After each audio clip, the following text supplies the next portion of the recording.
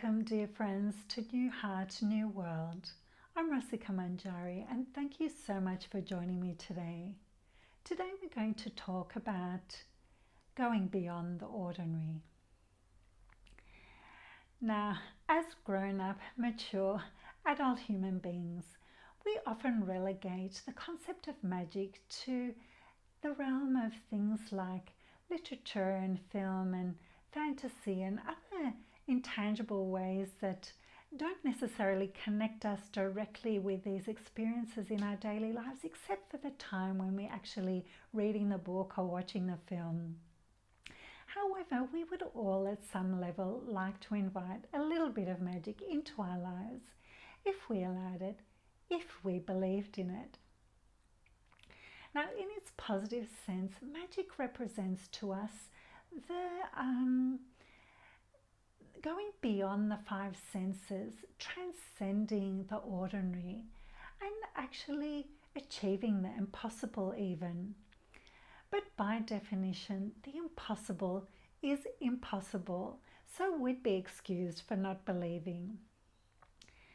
Now, for us, the concept of magic might seem like a diversion, a kid's diversion, or some kind of form of kids' entertainment that really has no real place in our lives in any significant way. Or we see it as a way of briefly escaping, as I mentioned before, from the mundane reality in which we find ourselves.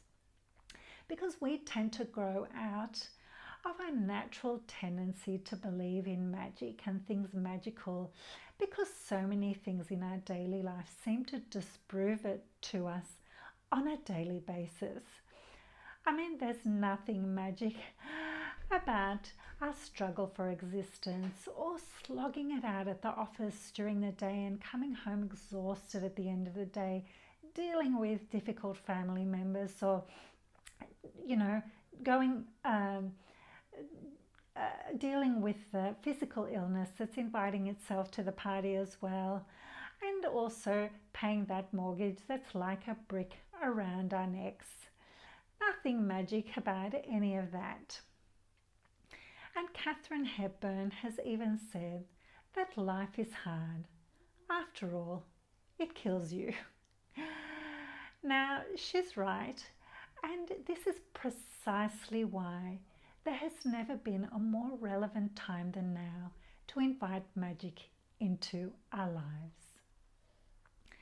So why are we so captivated by magic and all things magical? I mean, why is there a multi-billion-dollar film and entertainment industry that has based its ideas around the concepts of things out of the ordinary and beyond the mundane and magical in their essence? Well, the reason is that we actually have a thirst for this. As human beings, we have a deep understanding, and this may be even subconscious at times, but we have an understanding that actually we are more than what we experience in our day-to-day lives. We are more than what we see in the mirror. We are not ordinary. In fact, we have a deep understanding at some fundamental level that we are extraordinary. Now, in the past, over time, the institutions of religion actually served as a way for people to engage in activities that help them go beyond their concept of their mundane selves and embrace the transcendence that these religious practices and activities invited them to in terms of their own understandings and philosophy. However, these days we live in Western secular societies, and many people actually see religion as untrustworthy. So religion doesn't have the place that it used to in society in today's world. But the fact remains that religion or no religion, we all have the capacity to transcend beyond the mundane and beyond the common, because it is actually inherently part of our genetic code as human beings. We all have this capacity, and this is what sets us apart from our animal friends, because we have the capacity to raise our consciousness beyond our mundane experiences.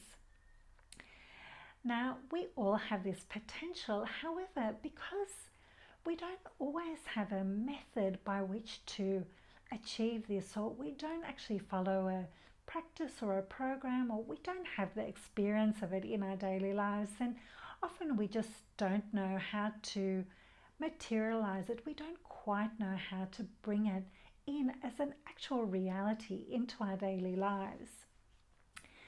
But if you ever felt that you were much more than what you see in the mirror, that there was much more to you than your daily physical worldly experience, then you would be right, and you've come to the right place.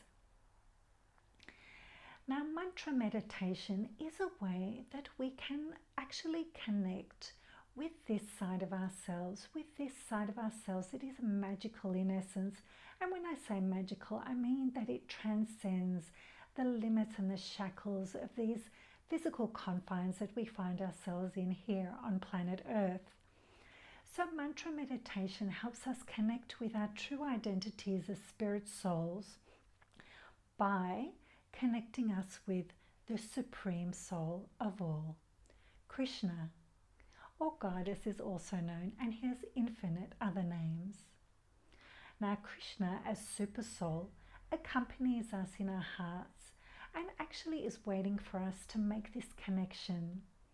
And in the Bhakti Yoga tradition, we chant the Maha Mantra, or the Great Mantra, as part of this meditation practice.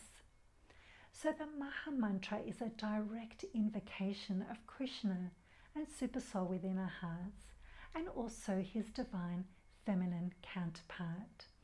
So we invite them into our lives and to help us revitalize or reignite that connection between us and him and them. We're requesting the support by which we can re-establish this connection and connect again with who we truly are in the process, with our true divine spiritual identity, which, yes, you guessed it, is extraordinary, beyond the ordinary. So through this chanting over time, the chanting of the Maha Mantra, this reconnection is re-established, and the bond becomes stronger and stronger, and our experiences of transcendence become more entrenched and more established as we experience what this Maha Mantra has to offer us in terms of revealing to us who we truly are. So it's through this connection that good things start to happen. And I'm not talking about the magic of fairy tales or movies or any other fictional entertainment that we might engage in, but I speak of real magic, the kind that has the potential to transform and renovate our hearts and minds completely and irrevocably in ways that we could have never imagined. And then our experience changes. Our experience changes to one of transcendence when we engage with the culture and philosophy and teachings and practice of Bhakti Yoga, because ultimately transcendence is the goal of life, as per the Bhakti Yoga tradition. And when I speak of transcendence, I mean exactly that, to transcend the material bondage that we find ourselves in this material world, and to go beyond the ordinary.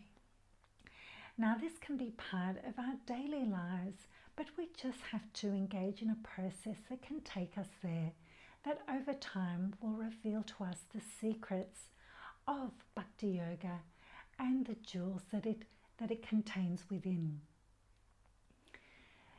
So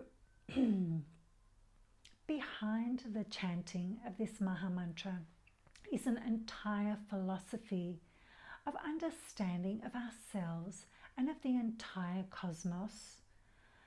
So this philosophy, when embraced, will actually take us to those experiences that we so know are part of our innate identities as human beings, because we know that we are more than what we see in the mirror. We go beyond, way beyond the ordinary.